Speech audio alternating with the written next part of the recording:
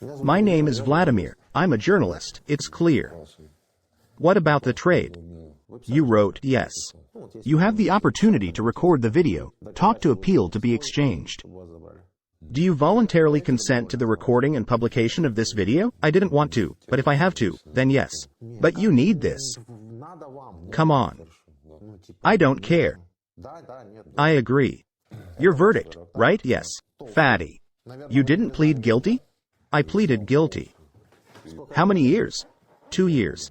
What article is this? 436, Part 2. What's that? This is a new article for supporting this situation.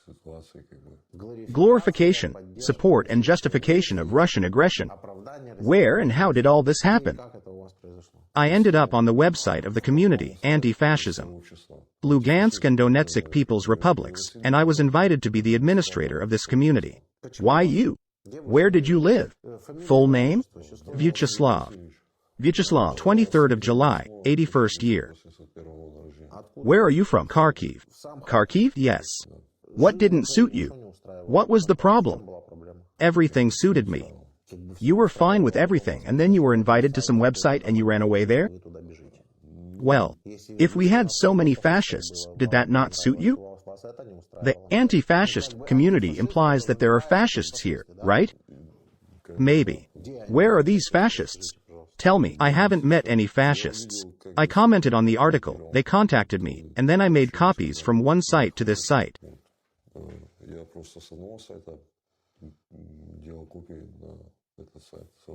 Let's do it differently. Why did you go there? Why? What is the motive? Money? No. We were just talking. I was offered a. The people I talked to were interested in what was going on. I read such information on this site.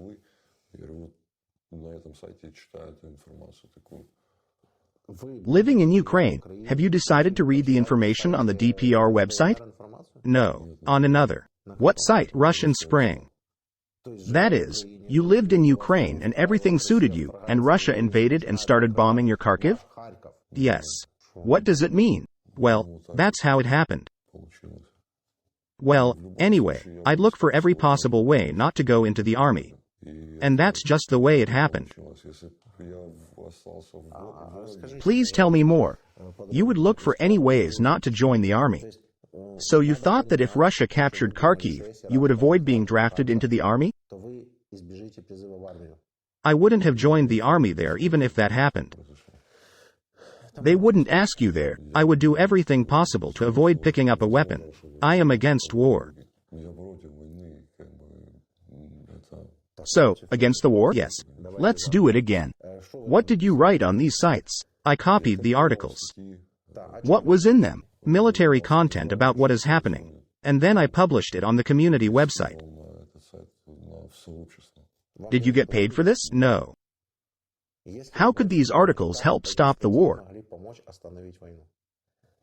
I tell you, the people I talked to were interested in what was going on. I would show them the information I was reading and they would ask me to tell and show others, then I would copy and publish. What exactly? Regarding the hostilities between Russia and Ukraine. Yes. Can I read it? Certainly. I just think that this way we will find out everything faster. Impressive footage. The Russian military showed a defeated AFU base with the help of S-300 near Kharkiv. Kharkiv itself was shelled from S-300, not the AFU bases. Do you know that? I say that I only copied. I understand this, but I'm telling you that Russia is shelling your city. I didn't know. I was in a closed room. In what enclosed space? In the apartment. Were you hiding from shelling? I was just at home with my mom. Mom has health problems. I get it. And you, being in this apartment, doubted that it was Russia shelling Kharkiv from S-300. I didn't question anything. I was just taking the text, copying it from one site to another. It is clear to me that in military operations there is shelling from both sides. It's understandable. That is, Kharkiv is being shelled from both sides? Well, that was my understanding. Why did we suddenly decide to shell our own city? Explain it to me. The Russians came in and they tried to stop them. Well, the Russians, of course, were shot. Exactly. Further, Russia crushed radio intelligence on the Izium front. I'm Russian, and I'm proud of it. Did you publish this? Yes. Are you proud? Do you support this? Well, my parents are Russian. I am against war. I'm against. I want the Slavs to be together and live peacefully. Do you want to live with Poles? I am for the Slavs to be together. Are Poles Slavs? I don't know. Who are the Slavs? Russians, Ukrainians and Belarusians. Only they? I think so. Clear. Read at least something about this. Someday. I don't know. Maybe they should give out some literature about the Slavs here, or what? Well, that's my opinion. Have you read the story? This is a school curriculum. Slavic tribes. Settlement of the Slavs. Western Slavs, Eastern Slavs. I read this a long time ago. Who did they share? What are the areas of resettlement? Where did they settle? I said, this is my opinion. Are the Czechs Slavs? I don't know. Do countries with such names as Slovenia and Slovakia tell you anything? Perhaps, yes, too. Origin of names? Yes. Slavs too? No. I told you, I consider 3 people Slavs. Well, how's that? I don't understand. It's a fact. There is, for example, a white sheet with black writing on it. I tell you it's a white sheet with black writing on it. And you say, no. It's possible. I haven't read about it. Yes, this is the school curriculum. This is not a conspiracy theory. In short, you have pro-Russian views, don't you? I used to be. Why didn't you say so right away? Well, I'm talking about it now. I had this opinion, and this is the result. You had this opinion, and you believed that Russia should seize Kharkiv, right? Well, that's what she was going for. Did you think that Russia should capture Kharkiv? I've read all sorts of information. Of course, if you reposted this information yourself. I read. Well, I mean, disseminating that information. Did you also give out location information? Yes or no? Yes. This applies to that school. That is, you told where our military went and through screenshots, noted where exactly. Correct? And you got 2 years for that? Yes. I just don't have the words. I read on. You're passing the information on to the other side. Next text. A small convoy went in the direction of Chuhuiv through the village about 4 hours ago, wheeled, possibly the transfer of manpower. Then you call all sorts of bad words to the Ukrainian military. And you were given 2 years. You passed on information about the equipment, copied posts to pro-Russian sites. Did you surrender the school, and then it was shelled? No. Right. You gave up the location of our convoy, right online. Wow. Then you admitted guilt and repented. So what if you admitted guilt and repented? Would you do it again if you knew what was going to happen? I would have done something completely different just to stay out of the army, even if I got a term. Is there anything you would do just to get a sentence and stay out of the army? Like what? What would that be? Anything to stay out of the army. Did you do this in order not to get into the army as well? No, it's not possible. You did this because you were pro-Russian. Are you disappointed in your views at the moment? Or do you still support Russia? I am for peace. I am against war. Listen, let's make up your mind. You are a normal, sane person. How can you support the side of the aggressor who is attacking if you are for peace? How does it fit together? How can it be put together?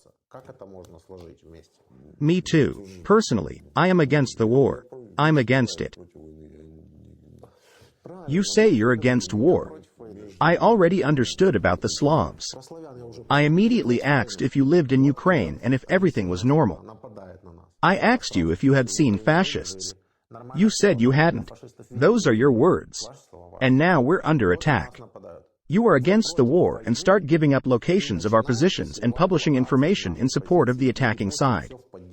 How can that be? How can someone who is against the war do that?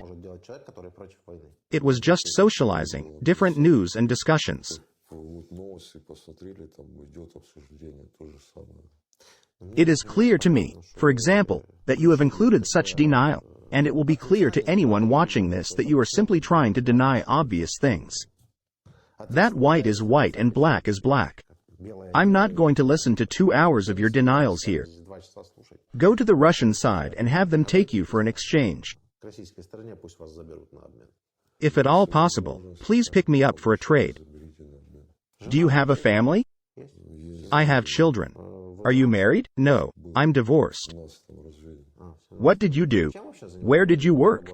I used to work in warehouses. What did you do? There were various goods, for example, household appliances. Have you been involved in the receipt of goods? Yes. It's kind of a normal job. There was never enough money. You will be taken to Russia. What do you think you are going to do there? Where will you live? What will you do? I will try to go to my brother and my mom's house in Germany. In other words, you want to go to Russia to join your brother and mother in Germany? Yes. I wish you success. Seriously. That's it. You are ready? Yes. Have you applied? Yes. Do you want to go back? Yes. Are you sure? Yes. Were you forced? No. Nobody forced me. Is this your wish? Yes, my wish. My name is Vladimir. I am a journalist. We create such videos. You can be seen in this video. Small chance, but still. And they will take you away. Do you agree? Yes. Do you agree to publication? Yes. Full name? Kovalenko Denis Petrovich, born in 1980. City? Krasnograd, Kharkov region. Have you lived here? Yes. All your life, right? What were you doing? My education is economics, but... That's your verdict, right? Here he is. Yes. Can I read it? Yes. Tell me about your life. Well, lately I've been working outside of my specialty. I was caring for my elderly father.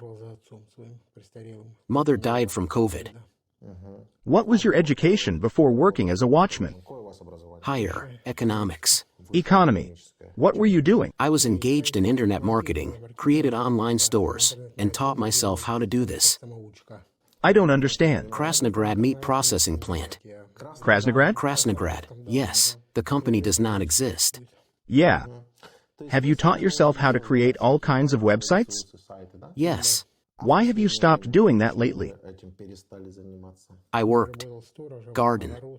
Not enough time. Well, look, the watchman earns, roughly speaking, 5,000 hryvnia, right? And by creating all these sites you can easily earn that kind of money in a week. I have a garden, father. He needs to be taken care of. I understand. You just had to be there. Yes. You took care of your father. Yes. You worked in security. I worked in a government job. Watchman. And, in addition, you also created this online resource. Is not it? Yes. Yeah. So there was still enough time for this. Fine. And so on. How did you connect with those people who... They found me through Telegram. Well, I published the information somewhere. Maybe it's through communication? For example, in some group did you express your pro-Russian views? No. No? So they contacted you. Yes. They offered a job. Yes. What did they say? Well, I was making a simple news website for them. Simplest. I said, what you can pay, then pay. So this was your agreement? Yes.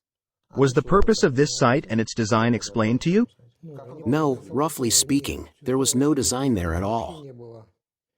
I asked to name the news categories. Technical task? There, well, just what news categories, that's all. They will send me articles. Did they explain to you what the news would be? Roughly speaking, they will send me public news. What was the name of the site? RussianGlory.ru. RussianGlory.ru? Yes. Don't you understand what this means? Well, I've already forgotten English. Only later did they explain to me what this means in Russian. Denis Petrovich, stop it, seriously. We agreed to have a normal conversation with you. Why was the site created? I think maybe they wanted to show people the truth. Everyone has their own views. I agree. I'm not going to scold you for your views. What's your motive? Later I found out that they were engaged in volunteer activities, collecting. It's somewhere around this time. They asked for details. Whoever can. It was already at the very end. Were they collecting donations? Well, sort of, yes. It's near the end. And when did this end and beginning come? Sometime in the middle of summer. Well, somewhere in September, maybe August. And the end? September or August. August or September. Denis Petrovich. Now, for example, what can you say about such a proposal? Changing the boundaries of the territorial integrity of Ukraine. Have you published this information? Well, there was news. They sent news. Have you published them? I published it. Have you read them? Not always, sometimes. Those articles, when you read, what did they say? What were they talking about? Well, almost a year has passed. Let me remind you, calls to change the boundaries of territories or the state border of Ukraine. It was. What did it look like? Well, the usual news. About DNR, LNR. Were you even a supporter of this whole pro-Russian ideology? Partially, yes. Tell us about partially. Why and what exactly did you like there? I have a mixed family. Ukrainian father, Russian mother. How can I separate them? I don't like that May 9th has been made a holiday alien to us. Oh, it's closer. What else? I don't like it when religion is criticized. They bring politics into it. What religion? Orthodoxy. Orthodoxy of the Moscow Patriarchate? It's not the church's fault. What else? These are probably the main motives. Please tell me why you don't like the holiday, Day of Reconciliation, or Day of Remembrance. Because I have two grandfathers who fought in World War II. Do you need to remember? Necessary. Don't like Memorial Day? I mean, general holiday. Everyone took part in the war. Then these were different Soviet countries: Russia, Ukraine, Belarus, Uzbekistan. Who else? Well, Kazakhstan. All 15 republics. It was 12 then. Who else? The Baltic states don't count. Who else fought? Uzbekistan, Kazakhstan. Then there was Kyrgyzstan, the Kyrgyz Republic. Who else fought? Europe. Who? Great Britain. They were allies of the United States. The Allies fought. So good. You know, they have Memory Day in Russia, Victory Day. We had Victory Day. When was it canceled? 9th of May. Last year or when? I don't remember. That's the thing. It was canceled after a full-scale invasion. So at the time you committed the crime, we still had a full-fledged Victory Day. I can open Wikipedia and read it to you. So this argument is weak. However, they previously called for the holiday to be canceled, undisguised. Who are they? Well, our television, too. This is called democracy. Are you thirsty? No thanks. You can drink if you want. This is called democracy. We do not have state-controlled media. Some media have one owner, others have another. Some media have one view, others have another. So we should support Russia firing missiles at us? This is in memory of my grandfather. May 9th is a sacred holiday for me. I still started studying at a Soviet school. Look, while you were doing this, Yes. we still officially had a holiday on May 9th. Officially, it was Victory Day. Who doesn't know this? Take a pen and look for information on the internet. Deputies openly shouted about the need to cancel this holiday. I understand. That is, It is not normal. some deputies are shouting about canceling the holiday. And is this a reason for you to support the aggressor who kills people? Right? Well, So you think that people can be killed for this? No, I'm against war. In general, first of all we need to look for reconciliation, common ground. Did you look for common ground in this way? It is too. Could you please explain? Well, before everyone lived peacefully. Even 10 years ago. Yes. We lived well and went there to earn money. It seems that everyone went there en masse to work. Many people. Everyone lined up in a column and, In fact, many people went there to work. I would argue with that. The same north.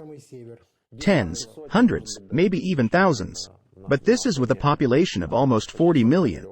It's a lot? Yes, many went there. Well, thousands of people. More. What, tens of thousands? I think so. How it was then. When there were no quotas, a lot of people went. God be with him, with the North. I try to understand. You say you had a good life. Yes? Everyone lived peacefully. Yes. And when did all this stop? 2014. No, 2012. Yes. What was the reason? This is the so-called revolution. This was done artificially.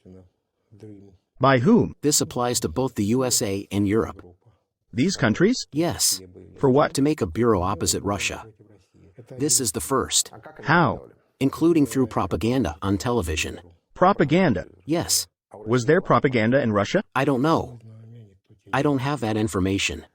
All you know is that there was propaganda from the US. Russian propaganda. You don't have a TV. And on the second day the broadcast was banned. Channel 1 and all Russian language channels were banned. Have you ever heard of boys in panties? There was information that they took the boy out in his shorts and crucified him. Haven't you heard of this? No. In short, was propaganda only from America? Give specific examples. I don't mean propaganda, but financing. Have you seen anyone handing over money? Firstly, there was even an American film. It was called Ukraine on Fire. An American film directed by Graham Phillips working for the Russians? This is not his film. Another director? We'll check now. Director of the film Ukraine on Fire. Let's get a look.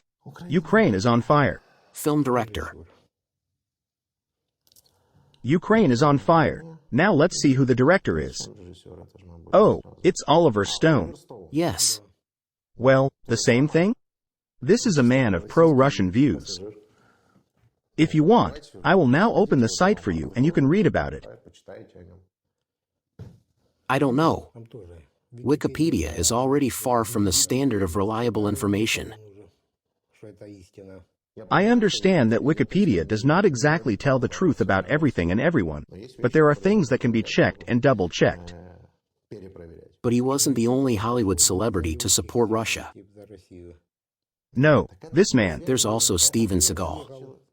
Let's finish with Oliver Stone.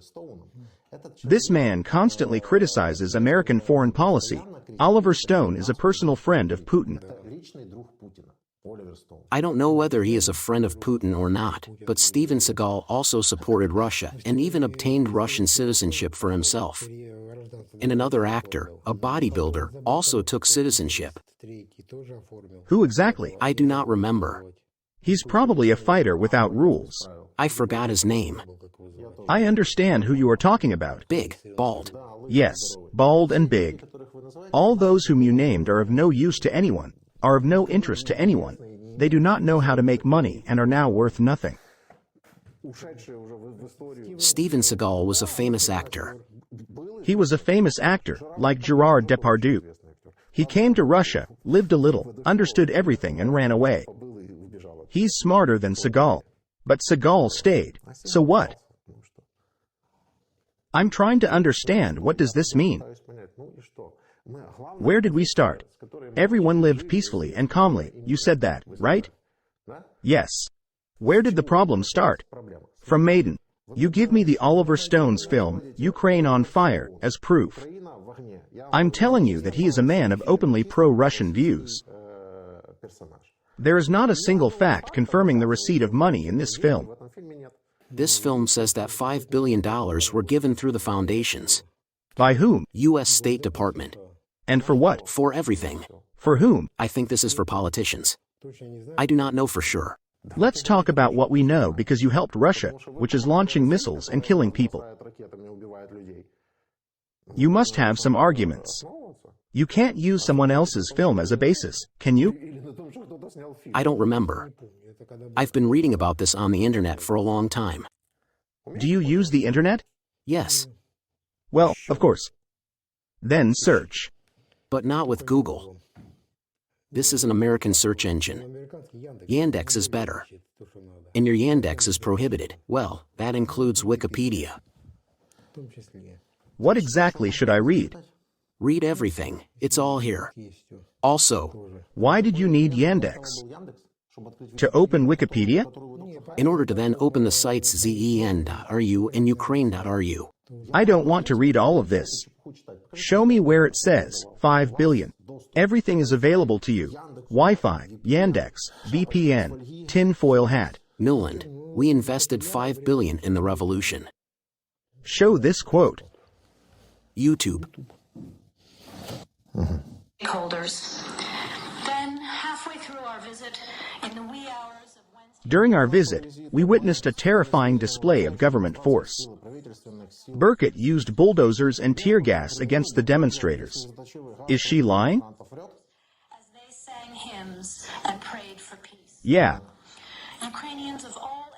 Ukrainians of all ages flocked to the Maiden. Secretary of State Kerry expressed strong dissatisfaction. expressing the United States' disgust But, at this decision of the Ukrainian government yes, that's right. But by morning, Burkett was forced to retreat. to retreat. That's exactly how it happened.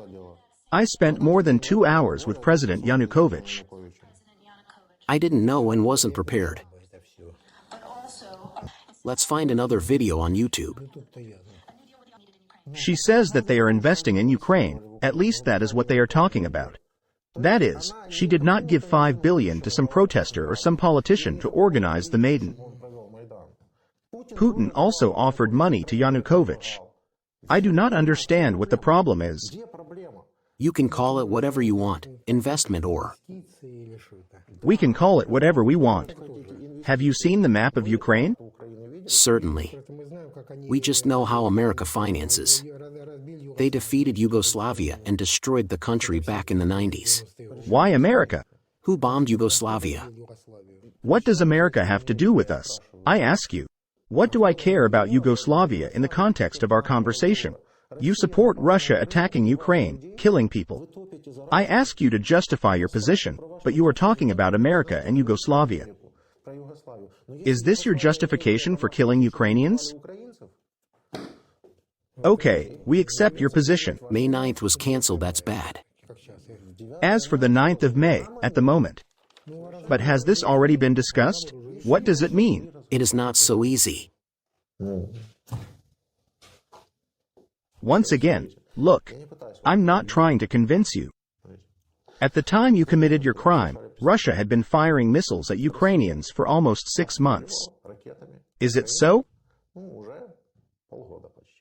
Yes, Did you know about this? certainly. Did you know that Russian missiles fly and hit not only military targets? I didn't know this. Did Russia kill civilians? Yes. What was the motive for your actions? One of the reasons is May 9th. How were you detained? I was detained when I was walking home from my shift. How exactly? How did they find you? They say through Kupiansk. They had a correspondence. The customer was from the site. I don't know who. I only knew his phone number, that's all. Were you detained by the SBU? Yes. If I had known earlier, I would not have made this site. Wouldn't you write? No. Do you want an exchange? Yes. For what? My friends moved there. Are you a close person to them? I think yes. Why? I don't know. Maiden occurred in Ukraine. Do you think Ukraine is an independent country or not? I think no. We are not sovereign and have no right to make our own decisions? What the US tells us to do, we do. Is it normal that Russia annexed Crimea and invaded Donbass?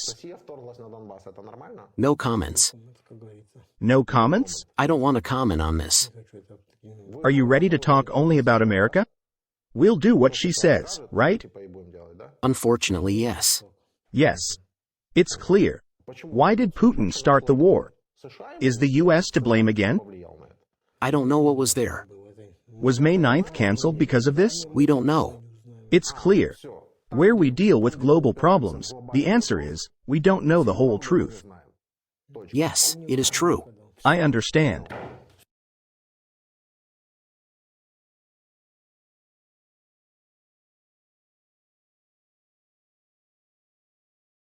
Do you voluntarily consent to the recording and publication of this video? Yes. Your name? Date and place of birth? Kornenko Danila Yurievich, city of Dnipropetrovsk. Dnipropetrovsk. Date of birth?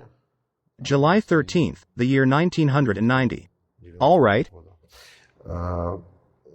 What is your article and term of imprisonment? 15 years. Big. Big. What were you convicted of? Coordinate transfer. I see. Yes. Was it? Did you transmit the coordinates? It was in my hands. Yes. Did you intentionally do it to help RF in its aggression? Or was it an amusing conversation with a friend? At that point, I didn't know that there was such a punishment here and serious responsibility for all of this, that I would end up here. I didn't think about it.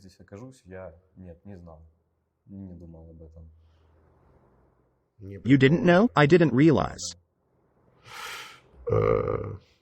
I think with your friend there will be communication. It will be more complete. About what he was passing on and what he knew. You didn't know and he knew, although he can also say he didn't know and that he had another friend, a third. I don't know that. But you're grateful to him? We're done talking about the case. We're just communicating like normal people, so you don't have to talk about the sentence. I get it.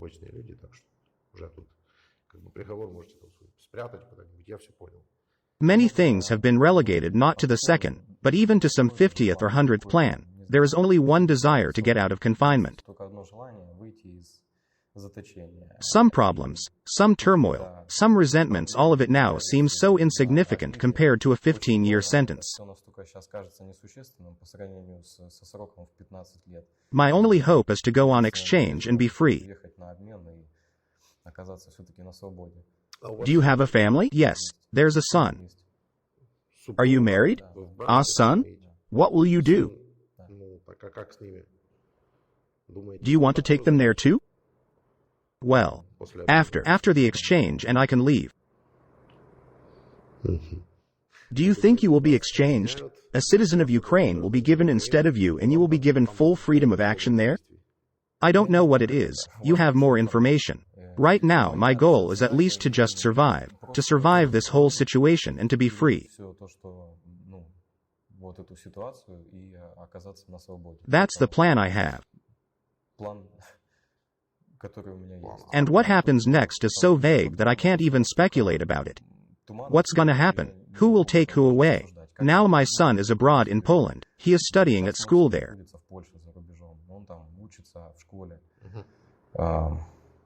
It's all extremely sad. What will happen in the future? I have no idea. I don't know at all. Is your wife in here? Is she doing okay? Is she living as she used to? It's so hard. Clearly not all is well in your situation. Yes, my ex-wife and son are in Poland. So you're married? I am married for the second time. The thing is that my son lived with me, and I did a lot for this, including buying my own house. My son lived with me. I created conditions so that in case of court, determination of the place of residence and everything else, I would have the right to have the child live with me.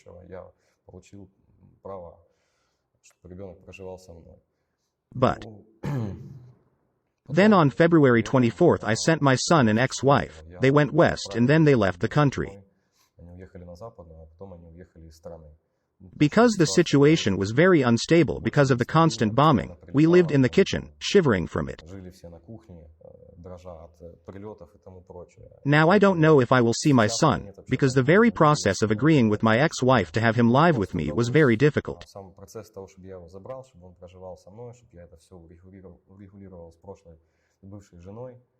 Did she say yes? Yes, because of the danger, you understand.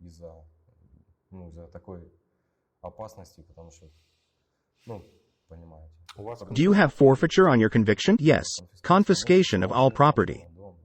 Still, I wonder if you would repeat all this way if you knew in advance what all this threatens. I've thought about it many times. The answer would probably go something like this.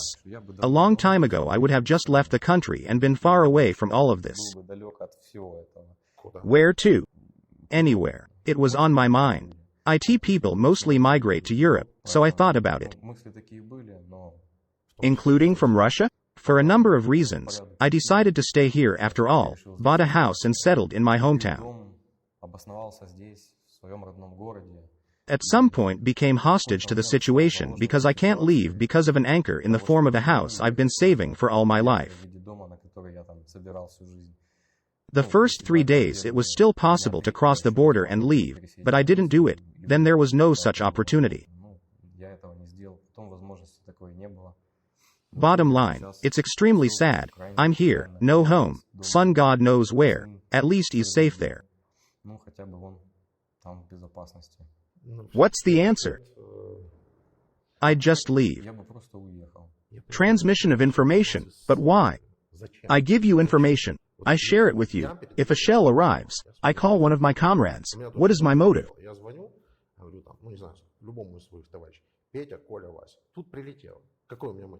I'm motivated purely for the sake of sharing information. But if I start walking around town taking pictures and sending videos, those actions don't look like a desire to share information. Too many episodes for a man who has no motive. We were bombed very often, and we were accustomed to taking pictures of everything. Now people take pictures and film everything first.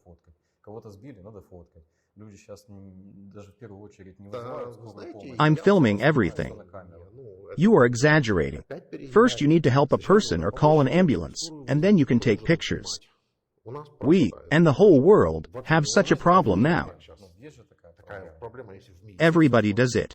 Yes, what is there to be surprised about when the bombing is filmed?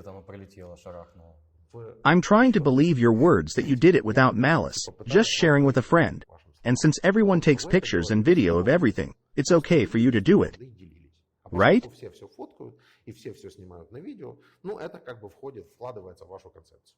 Moving on. The most interesting episodes, which were in Crimea and so on, we talked to you about it. And I understand the contingent you are talking to here.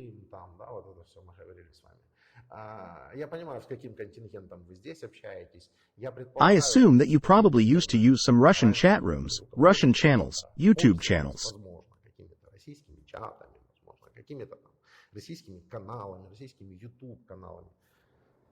Textbooks. You've been using it all for a long time. But Russia has been bombarding us for a year and a half with missiles, bombs, and everything else. Isn't that a reason not to like her?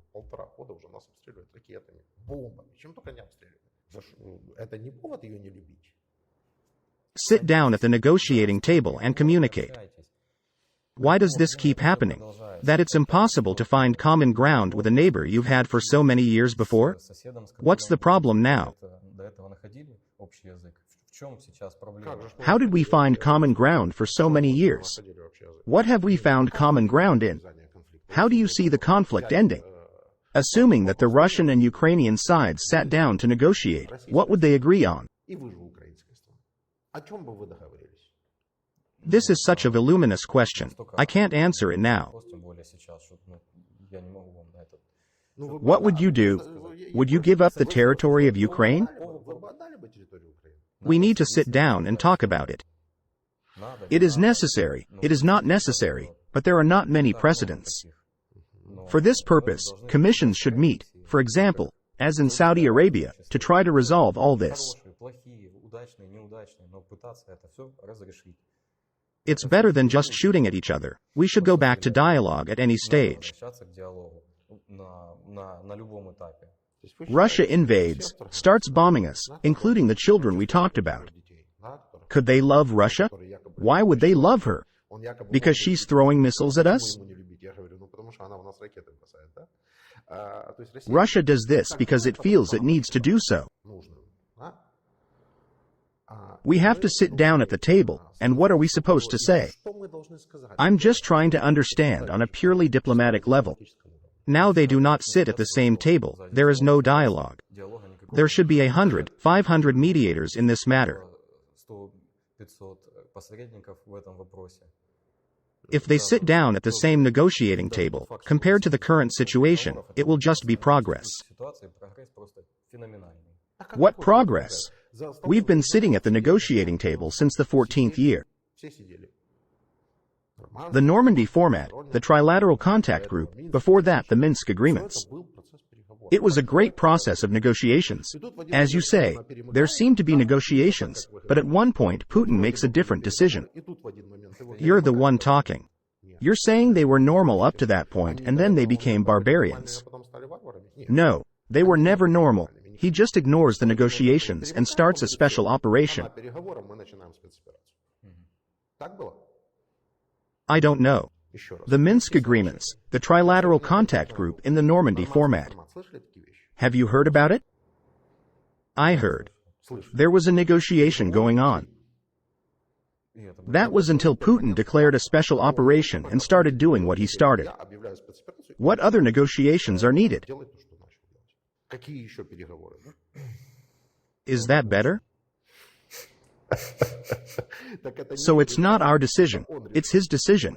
You know what I mean? It was decided by the aggressor side. The invasion is their decision, not ours. I was trying to understand how you think, and I get it.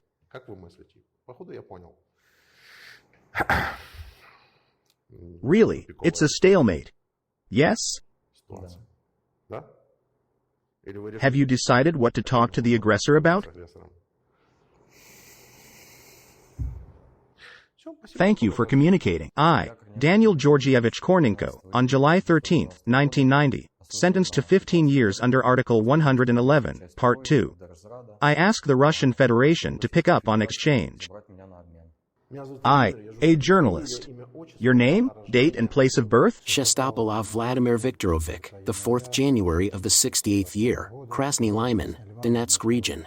Was Krasny Lyman under occupation? Yes. What period? From the 1st of June through the 1st of October. All right. 22nd year. Did you, during this period, cooperate with the occupation authorities? I didn't cooperate with the authorities. I cooperated with the troops. Do you give your consent to the recording and publication of this conversation? Yes. What's your article? What's your sentence? What were you convicted of? Article 111, Supranote 1, Part 7, Transfer of data on the movement of Ukrainian troops to the Russian Federation, 14 years. Passed it on? Passed it on. A lot?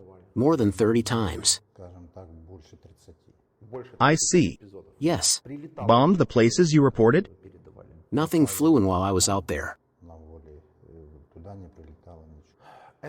You were in Krasny Lyman? Yes. You've been discovered? A man came to my classmate's page, as if he was fighting for the DNR. He said he was a local.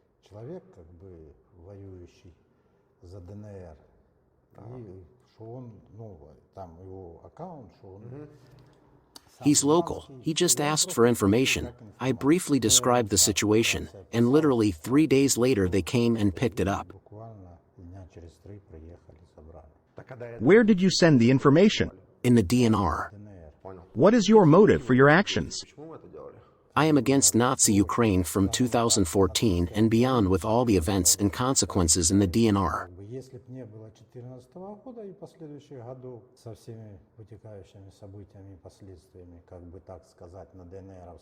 Because I come from the town of Yugogorsk, I went there to visit my mother, and I saw everything that was going on.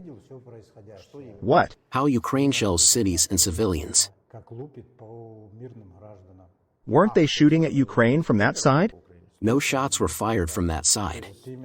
Are all the bunnies in there fluffy? When there were hostilities, they were firing, and when there was a regime of silence, why were there no firing from that side, but there were raids from the Ukrainian side? The OSCE drives around town, sees it all, but nothing. The OSCE recorded all of this, shelling from both the Russian and Ukrainian sides. I understand when troops are standing and troops are being shot at, but when they bomb a city where the military is not. Did you see that it was Ukrainians? Yes. How did you see it? Because they were in Svetlodarsk, and from us to Svetlodarsk is 12 kilometers.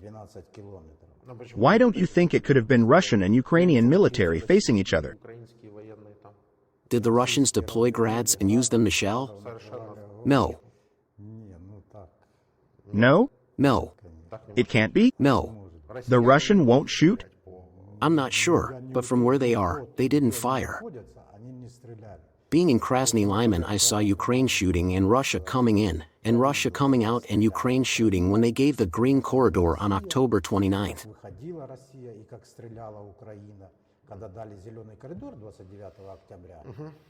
They specifically shelled the town because I was there at the time of the shelling. We have the Krasny Lyman forestry, which was bombed to smithereens, even though there were no Russians there. They hit houses, shops, everything was smashed and burned.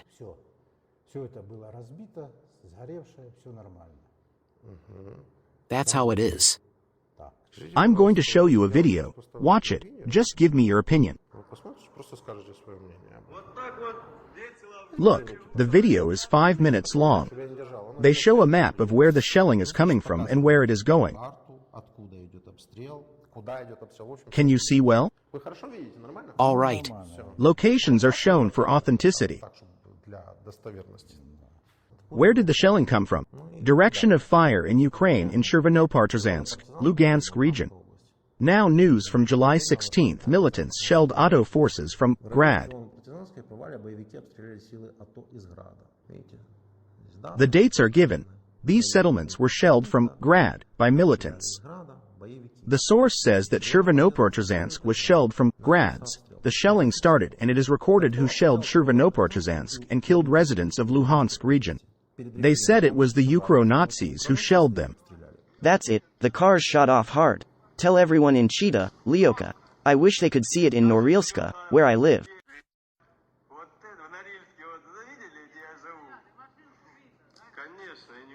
Look how many people there are. The shelling of Krasnopartizansk from the territory of the Russian Federation was recorded, but at that time Krasnopartizansk in the Luhansk region was not occupied, and people were being summoned there for a referendum.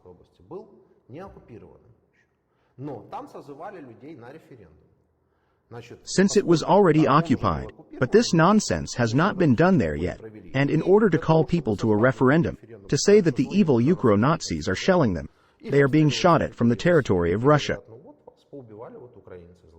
What can you say? I haven't been there, I don't know. Filming is one thing. I'm talking specifically about the places I've been and what I've seen, so I can't say anything about that. Do you know Gherkin Strelkov? I heard. You've heard this text. We Russians pulled the trigger of the war when they entered Slavyansk with their group.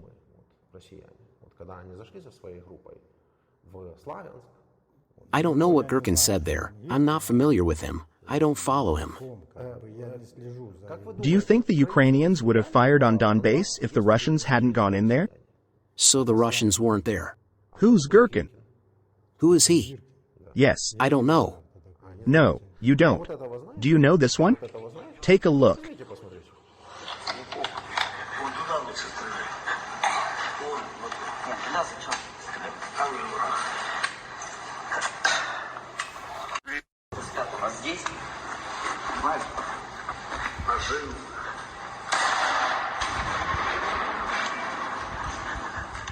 You know him? No. It's Motorola. You know him? No. He's Russian. Where's he shooting at? I don't know. I don't know him. That is, you will not be convinced by any video or documentary facts that I can show you, also by the columns of Russian equipment that drive in there. Wait, let's see some other documentary footage. I listened to you. You said there were no Russians there. I see. If the Russians hadn't gone in, would it have been a war or not? If it wasn't for Euromaidan, there would be no war. Euromaidan? And who? Where to? Wait. Who shelled Donetsk? Who shelled Mariupol on May 9th? Euromaidan came, as you say, but it wasn't exactly Euromaidan. It was people speaking with Ukrainian flags in Donetsk. They were beaten there, and some of them were killed, and that's how it all started. No. How not? It started with military equipment coming in. There is video of people being stopped in Andriivka near Slavyansk. That's right, but that was after, and I'll show you what was before. I'll show you what else was going on back then. Попри щільні кордони міліції, сепаратисти вдерлися до будівлі і зірвали сесію обласної ради. Але міліцейські кордони This is March 9th, 2014. There has been no war yet. This is separatists tearing down Ukrainian flags, throwing them, stomping on them. Keep watching. Yes. This one. I saw that. Did you see that? Ми сьогодні вийшли перше за єдність української держави і її підтвердити, а друге виступити проти війни між двома братськими народами. Такої кількості державних прапорів Донецьк, напевно... You haven't seen this one, have you? No. У вівторок мітинг пройшов мирно, але наступного вечора пролилася кров. Коли учасники 10 тисяч... Look, it's Donetsk. ...України вже розходилися, на них напали близько 400 проросійських активістів. У зіткненнях постраждали 7 людей.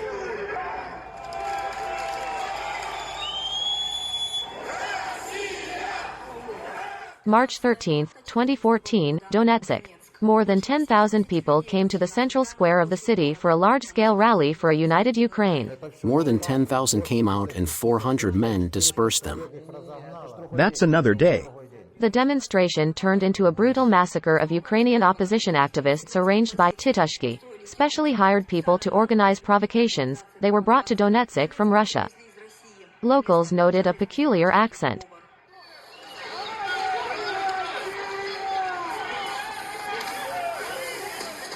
They pelted the protesters with firecrackers, smoke bombs, and beat them mercilessly. Despite the fact that people were guarded by security forces, no one stopped the clashes between the participants. The first death in Donbass. As a result of clashes, 22-year-old Dmytro Chernyavsky was killed. Posthumously, the guy received the title of Hero of Ukraine, and will join the Heavenly Hundred. It turns out that the inhabitants of Donbass were killed not by evil Ukrainians, but on the contrary, some Russian, Titushki, killed a guy with a Ukrainian flag in the Ukrainian Donbass. Yeah, but it's all coming from the Ukrainian side. What's coming from the Ukrainian side? You show the video with your voiceover, but let's look at the flip side. What exactly is there to look at on the backside? How Gorlovka was shelled. Gorlovka was shelled? I'm trying to draw a parallel. You want me to show you a video about Russia? The alternative would be to come to the negotiating table. With who? You just have to talk to people. What kind of people? The referendum passed, but Donbass voted for autonomy. Were you at this referendum? No. How do you know what the Donbass voted for? On the news. Here are 2 ballots that were in the Donbass. I can't see very well. Do you support the independence of the Luhansk People's Republic? The Donetsk People's Republic? Yes? No? What are you saying? Autonomy in definition is the same as autonomy. Are you sane? I'm sane.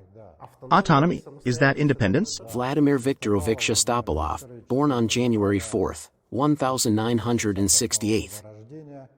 Article 111, Supranote 1, Part 7, for transmitting data to the territory of the Russian Federation on the movement of Ukrainian troops. I want to be traded. Autonomy is what Crimea had as part of Ukraine, and the independence they voted for is independence. Autonomy implies self-determination of the state. No. Independence is independence, secession or no secession. Separatism. They voted in a referendum, which you weren't at, for secession, not some autonomy. And if Russia hadn't gone in there would have been no war, no deaths, nothing would have happened.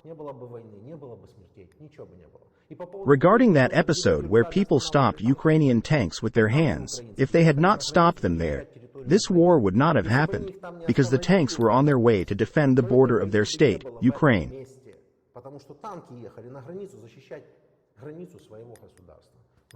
How much did you get? I've been working without money. How many years did they give you? 14. 14 years. Alrighty. If you don't get traded, will you last 14 years?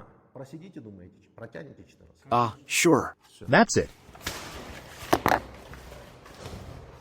Thank you. Goodbye. If they don't take you away, will you start thinking differently about Russia? No. Still a patriot? I don't change. You're on their side. But you're kind of theirs, so they have to trade you. They'll take me away.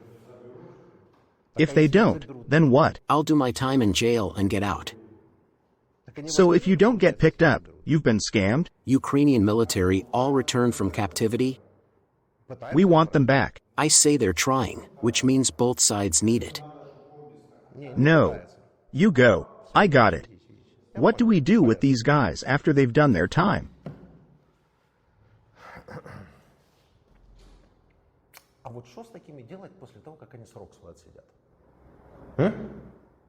He'll do his time and he'll be out.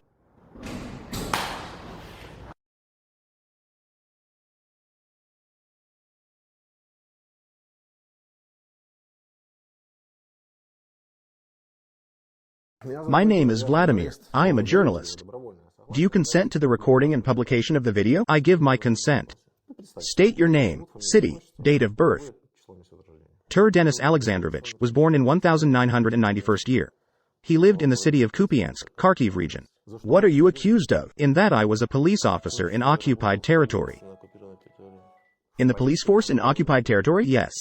Tell the story. It's all banal. War, no work, downsizing all around. I had to live on something, feed my family.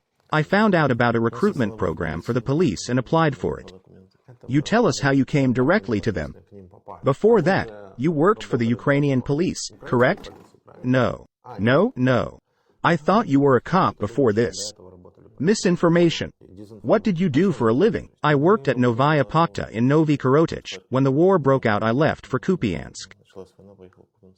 Family? I have a family. Kids? There are children. How many kids? 2 of them. Boys? 2 girls. Girls. How old are they? 12 and 2. Did your wife stay home? Here in Kharkiv. In Kharkiv? Yes. When was Kupiansk occupied? In the early days. Right away? I forgot the date. Did you try to leave? I was in Kharkiv. I went to Kupiansk in early March. Did you go to occupied Kupiansk? Yes. Why didn't you go to the unoccupied part of Ukraine? I had family there. Why didn't you take the family? Where to?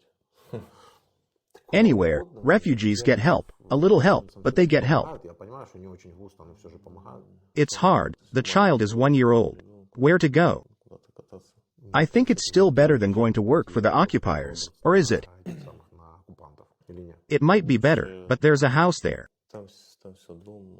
Obviously, the house. They caused a lot of grief. People had homes, they had to leave them behind. It's hard to go somewhere, leaving everything behind. Mother and grandmother stayed behind. If you had known in advance that you were facing 12 years in prison and that you would likely have to serve those 12 years, what would your actions have been at that moment? I probably wouldn't go to Kupiansk. What would you do? Or just don't go to work? Is working for the occupying power fraught with consequences? As you can see, not only do I see this, I need to bring this to the audience, to others like you who may be thinking about similar things. Is this a bad mission? Personally, I didn't do anything bad for Ukraine. You worked for the occupying power.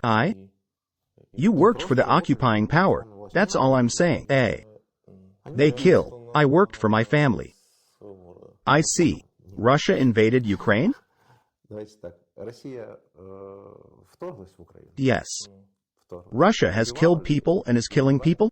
Yes. I want to hear it from you. Russia is killing people? Ukrainians? I haven't personally seen it.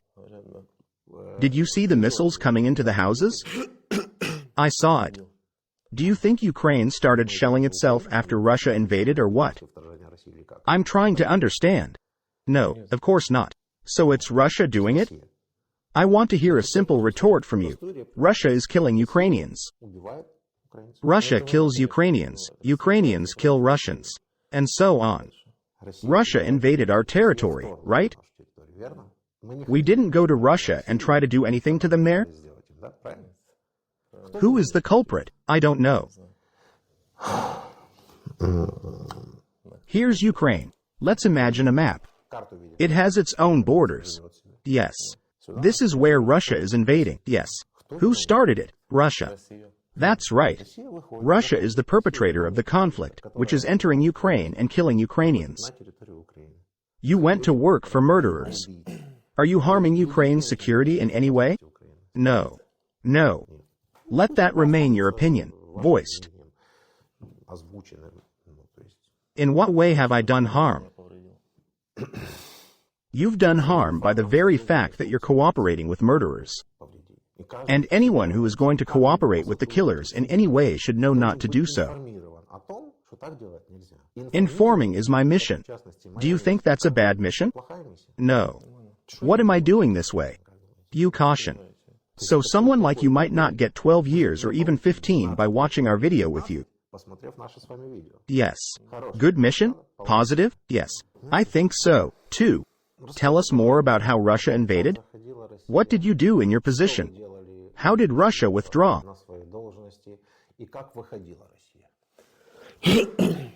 I don't know how Russia came because I was in Kharkiv. I got it. Without a fight, it seems. They came in peacefully.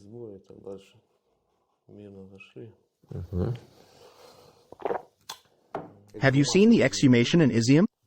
After their peaceful exit? Yes. How many casualties? It's not in Kupiansk. When I was working, my duty was to patrol the city. City patrol? Security. You catch a lot of bandits on patrol? I didn't catch anyone. It was just a matter of keeping order. Did you plead guilty? Yes. Why? When you say you've done nothing wrong, I counted on mitigating circumstances in a lighter article.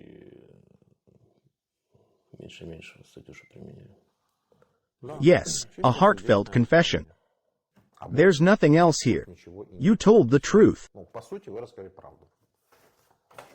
You took a job in the so-called People's Police. How long did you work there? 2 months. Was the pay good? It was enough back then. Was it enough to support a family? Yes. How did Russia leave the territories? I can't talk about it because I was arrested in the first days of the occupation. So the deoccupation has already happened? You must have seen something. The deoccupation was on the 9th. I was arrested on the 9th or 10th. I did not see how further events took place. When they left, did they say they were leaving? Not for me, no. They didn't say anything? I don't know. Did they publicize it? No. Have you had any conversations about it? About them leaving? Yes. No. Everyone was patrolling like nothing happened?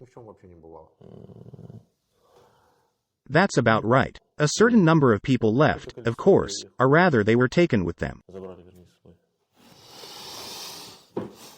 That's the thing. There were cadres as civilians and those who cooperated ran away. Why didn't you do that? I don't know. Didn't you realize that this poses a risk of liability? I understood, but I didn't think it was so serious. Not that serious. Do you need an education to become a people's police patrolman?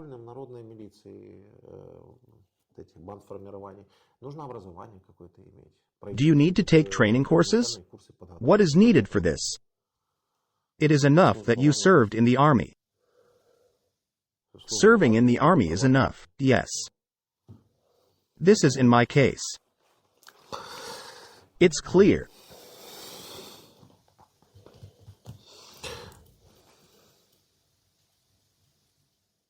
Why should Russia exchange you? Why shouldn't it? There's no need to pose the question like that. They took responsibility for us. As they say, they do not abandon their own. I feel excited. Let's do more. Let them go to the end. That is, let them keep their word? Yes. If they don't leave theirs, are you one of them? Yes. You and I found out that you worked for the occupation authorities. You stuck to your opinion, I stuck to mine. The viewer has his own opinion. But in fact, you worked. Yes. So you are one for them? Russia, take yours. We don't need them here. They launched a special operation to save people like you, right? I don't know. Putin said this. As a result, you just sit here. We are ready to hand you over without hostilities, without any problems. And there are dozens like you. Maybe even hundreds. They just don't want to take them. That's all. Something is wrong with the concept of protection. Don't know. What if they don't take it? So no. What attitude will you have towards Russia if you serve your 12 years? I'll answer when I get out. I was ready for this answer. Do you give voluntary consent to its recording and publication? Yes, yes. Last name, first name, patronymic, date of birth. Where are you from?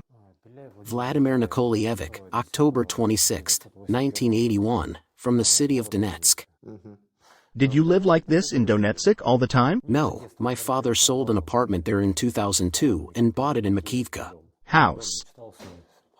Was Makivka also under occupation? It is still under occupation.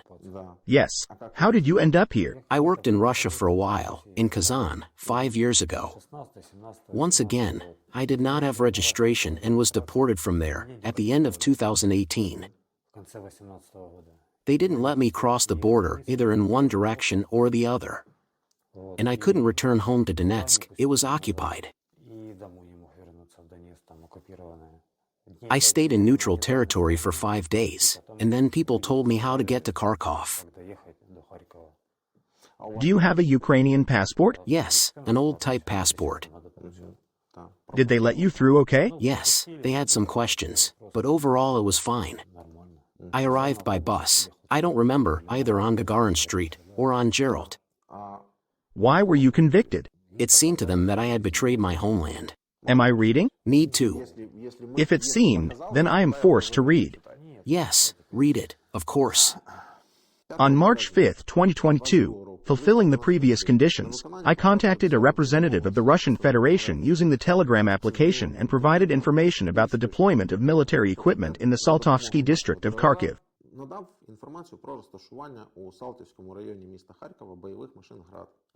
Within an hour, this was followed by artillery shelling of the northern part of the Saltovka region. You say what they thought, but here it is clearly written when. Where and what you pointed at. You aimed artillery at Ukrainian military equipment. You transmitted the coordinates of this equipment. Yes, Why do you say that it seemed to them? that's right. I meant that they thought it was correct. At 11 o'clock in the morning you transmitted the coordinates, and 30 minutes later the artillery shelling began. Exactly. Yes, literally 26 minutes. Well, roughly speaking. It's logical. Logical, yes. Without you, this attack would not have happened. Is anything written here about victims? Hardly. No. Have you read this in detail? I've been reading for a year and a half, certainly. There we are only talking about infrastructure. Yes. It is unclear how many people died as a result of your tip. But obviously people died, right? Well, logically, probably yes. I don't know. I wasn't there at that moment, so I can't say. And now the question. When you reset these coordinates, did you think what you were doing and why? I don't know how to answer you. In any case, it was not rudeness on my part. They asked me what was going on there. I told you. It didn't look like transmitting coordinates. Yes, then this is how it had to be done. Have you received money for leaking information? I did not receive money and did not leak information. The SBU checked this after the arrest. Not a single ruble was transferred to my account. I don't have bank cards at all. What I just read is not a leak of information. I didn't receive any money. You didn't receive any money, that's clear. But here it is written about leaking information. At that moment I had one motive. I needed to somehow return to my mother, father, and daughter. And at that moment, I thought that they would tell me some way, because all my friends remained on the other side. I didn't have anyone here. Have you decided to help? No. I didn't want to pass on the information, just wondering if there was a way to move. And then I was asked about the environment, what was going on around me. Got it. You decided to help yourself out by communicating personally with a Russian representative. Yeah, at that point it was. I guess it was.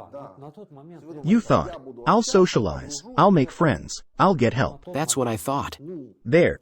So it's simple. Why couldn't you explain it right away? What's the problem with just saying so? Is there no one here to talk about it? Yeah. If I understand you correctly. That's right. That's right. And yet you claim that when you were transmitting information at 11:26, you did not realize that they could fire on this territory? No such idea at all. Why not? Because then there's, No. Did you realize the threat of transmitting that kind of data? not at the time. If you knew what was coming, would you do it? No. It's clear. Do you consent to the recording and publication of this video? Give name, date of birth, place of residence. Kolomaitsev Alexander Alexandrovich Kolomaitsev, born in 1993, city of Kupiansk, Kharkiv region. Why are you convicted? For cooperation with the Russian Federation. How? When and where? When Russian troops entered the territory of Kharkiv region. Where exactly? Specifically to Kupiansk. Before that, I worked at Kupena Bread Products Combine. I was the chief engineer. When the Russians came in, the director of the enterprise. I'm gonna turn this off. The director of the enterprise left. I was left in charge. What kind of enterprise? Kupiansky Combine, elevator. Grain, huh? Yeah, grain elevator, grain. When the administration appeared, the Kupianska Military Civil Administration of Kharkiv region, they gathered all the entrepreneurs, farmers, in order for them to continue to fulfill their functional duties. I was then appointed director of the enterprise. Who organized this? Civil Military Administration. Who was in charge of the administration? Ganchev Vitaly Konstantinovich. Where is he now? In Russia. Ran off to Russia? I guess. Why did you stay? There was no opportunity. How's that? The bridges have been blown up before. You wanted to leave? Yes. Look, So I understand. Are you pro-Russian? My whole family is from Russia. Are you pro-Russian? I'm a normal Russian person. I'm a Slav. Slav? Yes. What does this have to do with Slavs? Well, Slavs are both Russians and Ukrainians.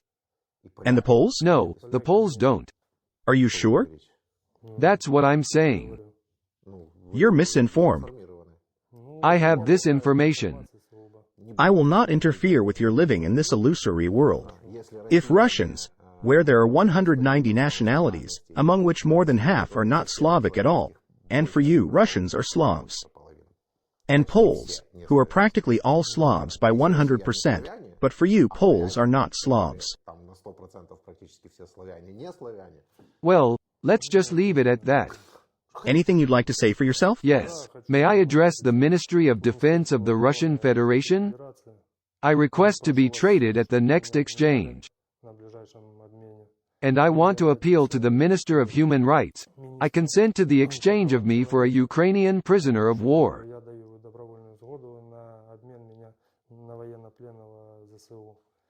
I also appeal to the Civil Military Administration, asking for assistance in realizing the exchange of prisoners. My name is Vladimir. Do you consent to recording and publishing? Yes. Surname and first name, date of birth. Denis Valeryevich Reznichenko, born in 1989, Kharkiv region, Izium city. Reason? Collaboration. I worked as a watchman, at first guarding a building, and then the police building. You worked as a watchman until Izium was occupied. Did you guard a regular building? Yes. And then the occupation authorities made a police station there? Yes. Aha! And you continued to guard him? Well, yeah, let's put it that way. Well, there was nowhere else to go. Do you support Russia at all? You're pro-Russian. Yeah, well, how can I tell you, and no, and. And no, and no, and no, and yes, and no. Go ahead, make your choice. I want to work quietly and not be in jail, just like that. How can I tell you? I don't know, I've never done an interview. Yeah, it's understandable that I don't have professional speakers here. It's W. It's not like anyone's counting on your eloquence. I just can't understand how your life happened like this, once and for all. Yeah, I stayed there. Yeah, they've taken over the administration. Did you plead guilty? I worked there, what's to hide? You volunteered. It turns out, yes. There's some signatures and some negotiations. Expertise. Briefly. Did they give you some kind of identification? The only time I ever saw that ID was in court. You only saw it in court, like it was printed for the court? No, in court I was provided with an ID and I hadn't seen one before that. A certificate was printed for you. Why? Everyone who worked there had a credential. Who was your ID? The way I read it, I was on patrol duty. Patrol division? Well, yeah. And did you continue to guard that building? I came in the evening, left in the morning, guarded at night. Do you realize they've set you up with this document? That's them. Now as I've started to conceptualize this a little bit, now. All right. In that case, what can you say about your signature when you signed for this credential? There were many instances. I was given a piece of paper, I had to sign it, and then they would finalize everything. Crime solved. It's all clear. I've been there. It's all clear now. Because it looked so simple at first, I guarded, sat, came, further guarded. You have received the document and signed it. Maybe you didn't realize you'd gotten the document. You do realize how that sounds, right? Now, yes. Time passed, I started thinking more. You get it, don't you? Now, yes. It's easier to understand. Yes. Would you go that route again? No, it's not. No, huh?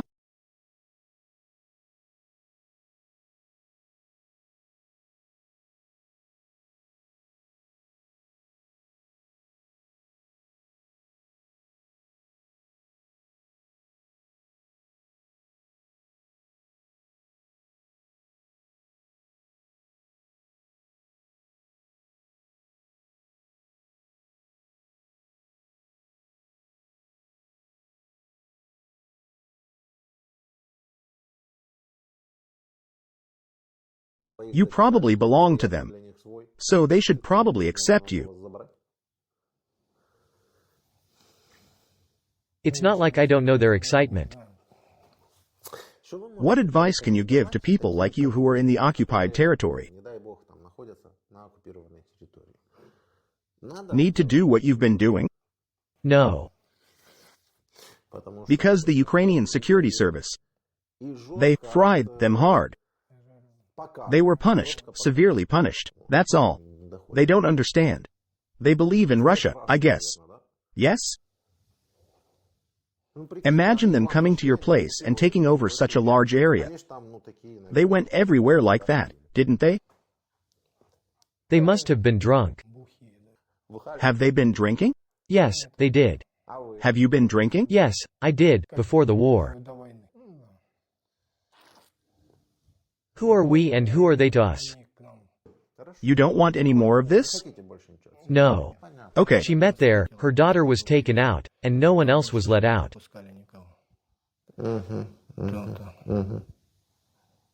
The daughter is 13 years old. It's fine.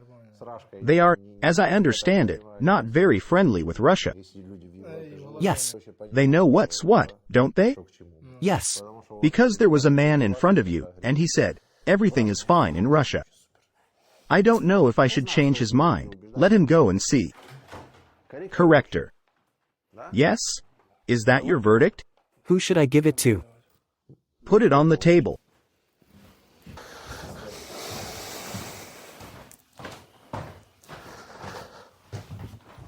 I'm Vladimir, a journalist and blogger. Maybe you've seen me here? No? Let's get started. Did you sign the POW exchange request? Your collaboration is ruled out. I don't know what the right word is. Here's what it is. What are you trying to say? Here you go. 16th school. What was the sentence? 12 years. Targeting the school isn't enough to get that term? That's enough.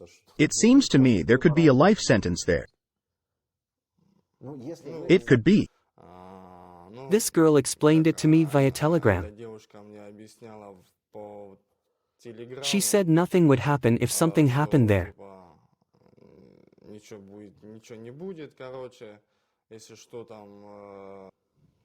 We'll need to.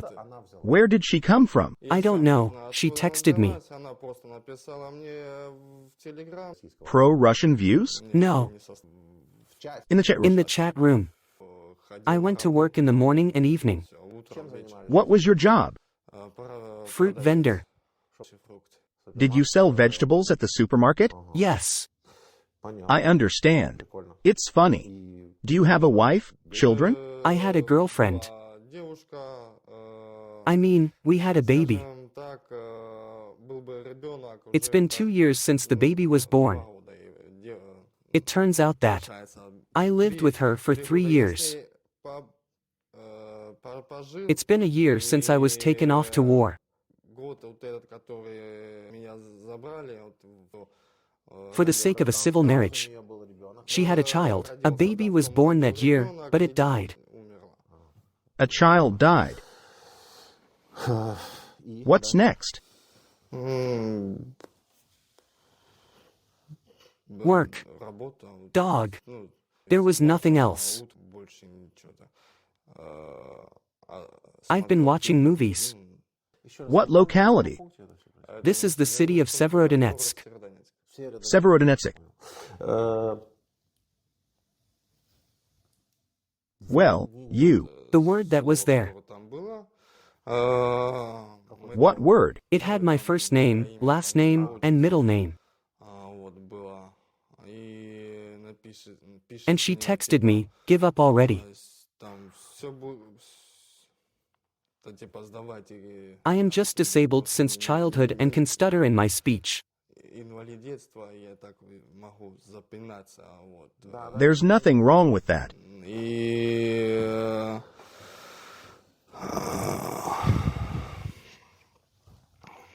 It said it's going to be okay, let's talk about it.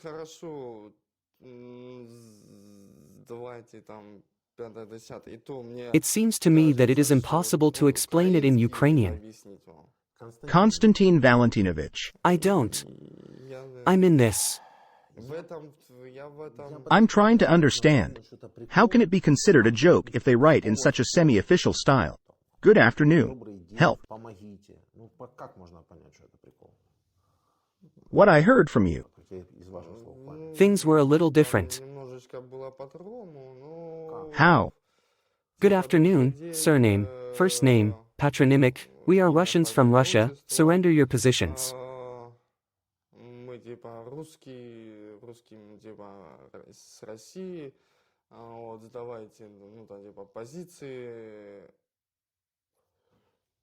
And I somehow, And you thought this was a joke. It's not a joke. well, Just in case I inform the viewer. If someone writes something like this and someone thinks that it is a joke, and it is possible to joke in this respect, such people will be caught by the SBU.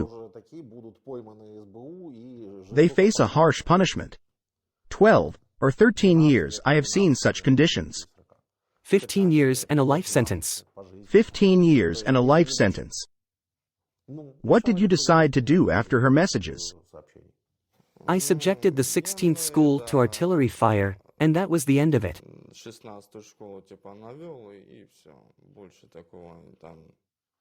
Why did you decide to shell the school? Did you believe her? Because I had,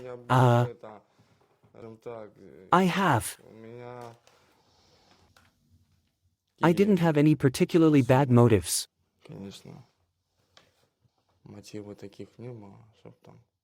Did they give you money?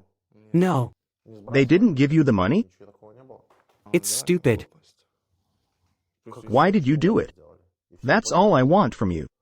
I just want our viewers to understand why you did it.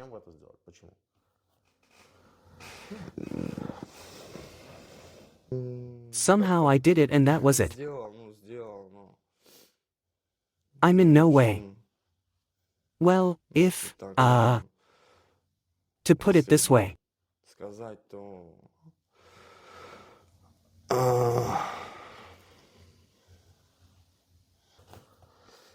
You go to the store and buy bread. Why? To eat. You're directing artillery fire at the school. Why? I was told the missile didn't hit there. But it could have happened. Did you realize that you could have caused the deaths? Who was responsible?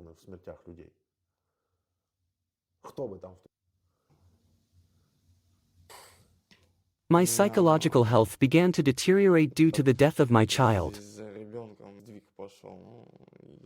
Because of death, life and people. Right? I was told that a lot of children die a year in this hospital where it is located.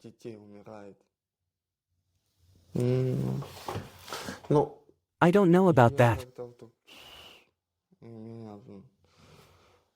You can say whatever you want and to whomever you want. That's you. Yeah, me, we did it. In this hospital.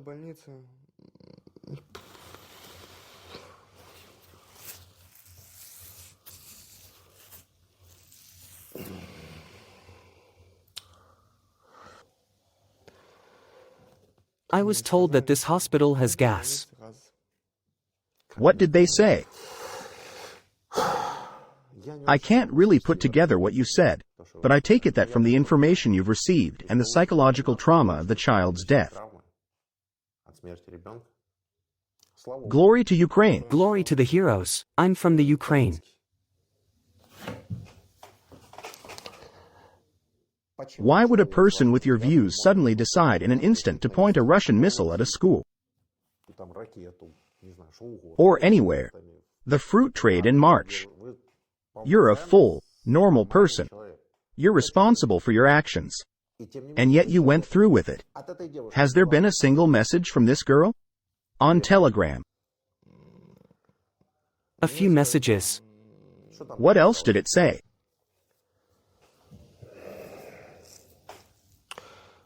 Something was written about Crimea, I don't remember.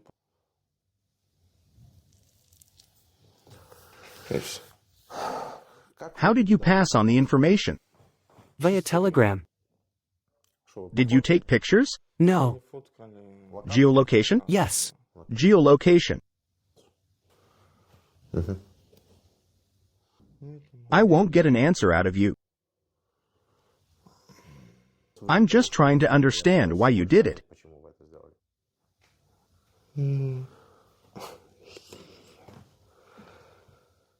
I just can't explain it to you. She fed me and spent her pension on me. The pension is Ukrainian. I got it. Are you disabled as a child? Yes. Do you have any nuances at this point? I'm leading up to the question of who Russia is using. There were scared people here yesterday. Old people who were intimidated. Disabled children. In short, people. Do you realize that you have committed a cruel and enormous folly? In my life, yes, and that's for the rest of your life. Now you want Russia to trade you. Maybe I'll be traded. Abandon hope, all who enter here. I can still understand the first prisoner who did it because he thought there were Slavs there, but everywhere else is not Slavs. He seems to be talking, but he's insane. You say glory to Ukraine, glory to the heroes, but Crimea must be given back.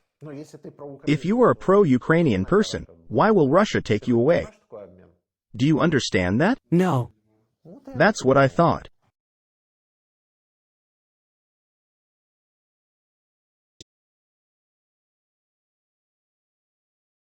What's your name? Nikita. Kornenko Nikita? Nikita Yurievich. Date of birth, October 27, 1996. Kornenko Nikita. Place of birth? Donetsk region, urban-type settlement of New York. New York, yes. Did you apply for an exchange? Yes. What's the verdict? 5 years. How long were you in prison? In 4 days, it will be exactly 1 year. In 4 days, it will be exactly 1 year. Only 4 more years to go? Yes. Is it possible to be released early from prison? As we have been told by lawyers, prosecutors, and legal experts alike, there is no early release from prison under our articles. Why do you want to be traded? How to tell you, my mom is now in the city of Donetsk. Do you agree to the publication of our video? I agree. Shall we talk? Yes. Can we record it, post it, YouTube it? Yes. How long have you lived in Donetsk? Are you and your mother residents of Donetsk? No, we lived until 2022, before the war started, in the urban-type settlement of Novgorodskoye. The new name is the urban-type settlement of New York. But it is not under occupation. At this point, this urban-type settlement has already been destroyed. I understand, the war. Mom's there now. I want to be closer to her. I want to be in Donetsk. Where's your mom? My mom's in Donetsk. How did she get there? From Ukrainian-controlled territory. No obstacles? Yes. Did it pass the entry inspection? I think it's true. If she's there, it means she's been authorized to enter. On what grounds, I don't know, but all I know is that she left home. Do you have her phone number? I have her Ukrainian phone number. A number to call. You can't call from Ukrainian. Did you call her? No. She didn't call you? No. And you don't talk to her? No. Is there someone's number to get her number? We can just call her. I know she has WhatsApp on the Ukrainian number. Yes, WhatsApp works. Then tell me that number. They came on August 24th, asked if you agreed to the exchange. If you agreed, write a statement. I wrote a statement. Then, in February, I was convicted. The sentence had already been passed. Does that look like her avatar? Yes. And they said if you have a criminal record, they'll change you. I got it. Since April I have been here in colony number 80. From here I have already written to the Commissioner for Human Rights of the Supreme Council of Ukraine that I am here and that I give my voluntary consent to the exchange. And I received an official reply that my application was considered and my appeal was sent to the Coordination Headquarters for Prisoners of War Affairs and to some other joint center. No, I got it. Message delivered but not read. Awaiting reply. What were you convicted of? Under Article 114, it is the transmission of information that is not in the public domain. Did you transmit? Yes. In order not to read out your court verdict, tell us about the crime itself. What happened and how did it happen? I don't know the man. Yes, but I gave him information about the roadblock. Of course, everybody knew about the roadblock, but I gave him some coordinates that were just asked for. No casualties in Ukraine, and thank God. But I passed the coordinates to the Russians. Coordinates of Ukrainian military units or locations? Just locations. We don't have a military unit. Where we're standing? Lots of military cars. Well, where they were standing. I don't know exactly how many. Did you realize that a lot of people could die? Yeah, I knew it. I don't know why it happened. But then when I was arrested, of course, I realized it was wrong. And even so, it turns out that I was still transmitting. It was in May. Yes, in May. And after that I didn't transmit anything. That is, I was arrested in July, but from May to July I did not hand over anything. I realized that because of my actions, there could be an artillery shell hit and casualties. I mean, I don't know. So you were transmitting for a while and then you stopped? Well, if you refer to the court's sentence, my sentence only says 1 day. The court's verdict reads, and in reality? Maybe 3 or 4 days, no more. I got it. I only have 1 day written in my court sentence.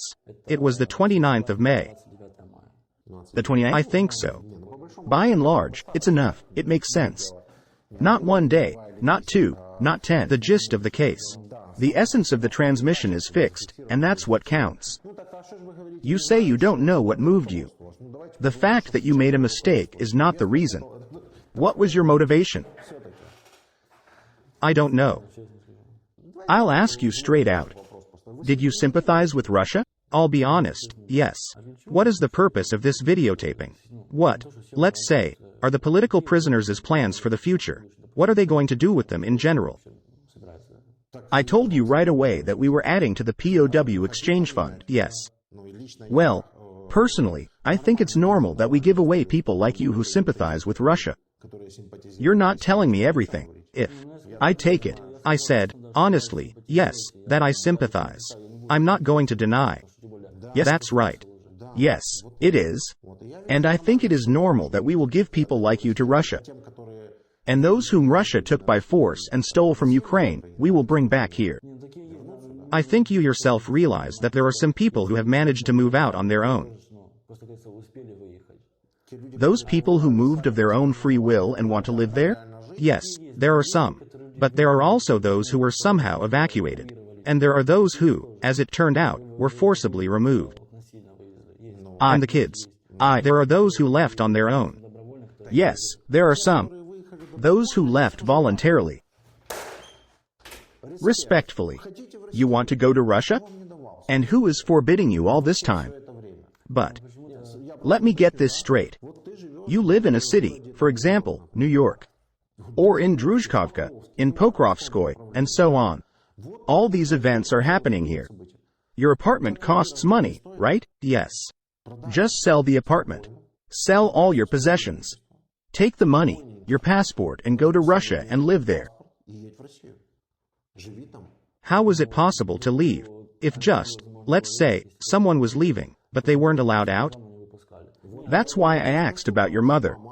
Somehow she was able to leave in 2022. Yes, she was able to leave. But I don't know how. I know she's just there now. She has already obtained citizenship, I know. She is there. She is considered already a native of the Russian Federation. Well, how to say, there are Donetsk, Luhansk, Kherson, Zaporizhia regions. They are not recognized as having become part of the Russian Federation.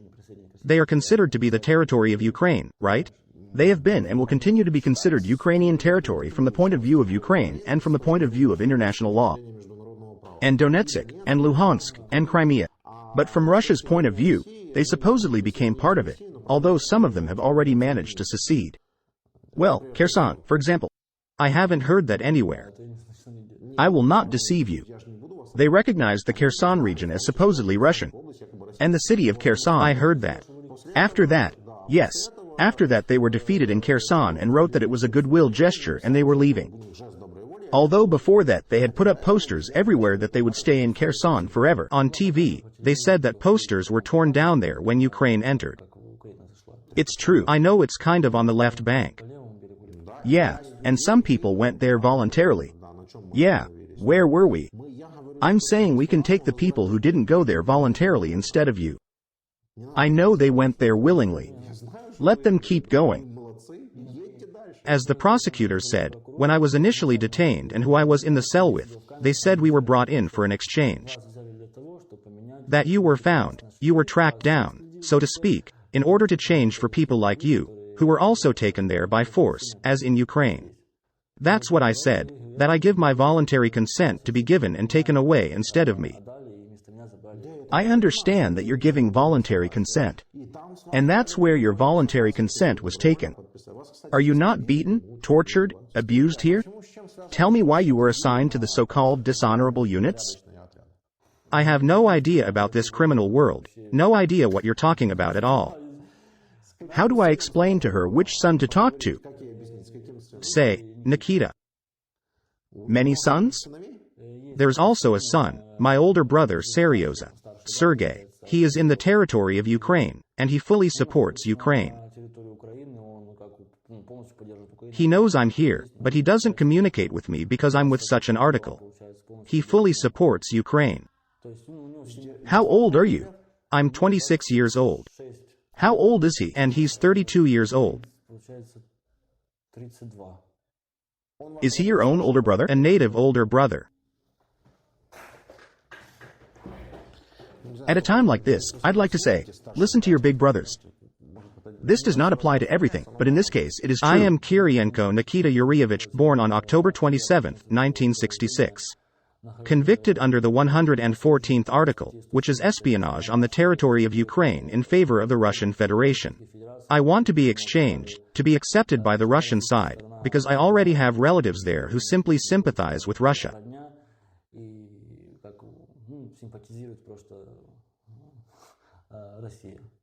Please help make my exchange happen. That last question is interesting to me personally. And if you are exchanged, given weapons, which is likely to happen, and told to go to war, what would you do then? I don't know. In fact, I first told the police and the security service of Ukraine about it. They asked me the same thing. I don't know, because I did conscript service in Ukraine. But I say, I am a weapon in my hands, for me to kill a person. I do not know. I feel sorry for the cat, so I do not know. Me too, but it's a different situation here. Yeah, but I don't know what's gonna happen there. Maybe I'll go to jail. I'm saying I don't want to pick up a gun. You'll be imprisoned there. I said maybe I'd be put in jail there. I don't know. I don't want to take up arms. I don't want to kill people. It's not my thing. It's a very different environment. I'd say it's worse. I don't know. And the time frame could be longer. When did you write? What month? The first time was on the 24th of August last year. On August 24th of last year, almost a year ago, you applied for an exchange. And we put you on the list right away. And again in April when I got here. And April, in April again, yes. Almost a year has passed, but the Russian side has not responded to your request for an exchange. What I am doing is the last hope for you. There is hope that in the next 2 or 3 months they will still respond and pick you up. And if not, then in that case we will show. Here are your people who worked for you and helped you, but for some reason you don't want to protect them. So maybe the problem is not the defense of the people you've been talking about all along, Donbass and all that. But the problem is the desire to take the territories. Do you understand me? Yes. Am I saying that right? Yes. A fair point? Yes. My name is Vladimir. I am a journalist, blogger. What's your name? My name is Andrei. Completely. Moros Andrei Ruslanovic. Date of birth? March 11th, 97th year. The city? The city of Belozersk, Krasnoarmysky district, Donetsk region. Was this neighborhood occupied? No. Never been occupied? No. Did you live there? Yes. Did you apply for an exchange? Yes, my paperwork's been accepted. Yeah, we've got your paperwork on our end. I know, on both sides. Only they haven't picked you up yet. Why not? I don't know. When did you apply? I was told by my lawyer that the prosecutor handed over some documents. Well, that was back in December of last year. Late 2022 year, almost the beginning of the next year. It's been almost 6 months. Yes. Nothing's happening yet. Yeah. I don't think they trade any civilians at all. Problem. They're here to protect you, aren't they? Do you belong to them? I think so. Why? I don't know. I mean, they came and said that the territory, like Donetsk region, is considered. The territories couldn't get it and they don't want to take you. I don't know. They don't do civilians. They do military exchanges. Why is that? I mean, And they don't take civilians. it's a knock on the defense's theory. Maybe they didn't want to protect you if they didn't take you? I don't know. Maybe the target was the territory? Why they want the territory? I don't know what their purpose is. Well, because Russia has such a huge territory. Why would they want Ukraine? I don't even know. Then what's the point of the invasion? I think it's more of a geopolitical issue. Explanation. NATO. NATO.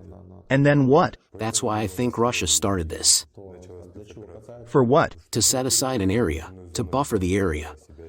So it's still a territory? Yes, buffer zone and population. Population? The population is Russian-speaking. Is that a buffer? No, the Russian-speaking population. They said they were, like, their own people. And the Russian-speaking population in Kiev, his too? Pick up? Yes. I think so. They need to pick up. I'd rather have a referendum on the whole area. Better a referendum? Well, if I could do that. Why wouldn't Russia have a referendum? About what? Regarding the secession of Tatarstan, Tuva, Buryatia. I don't know. I haven't been to Russia and I can't say on the matter. Tell us. Do you voluntarily consent to the recording and publication of the video? Yes. What were you convicted of? I was convicted under Section 114, unauthorized transmission of data. What and where did you send it? I was relaying the location of WSU troops to people in my town and in a neighboring town.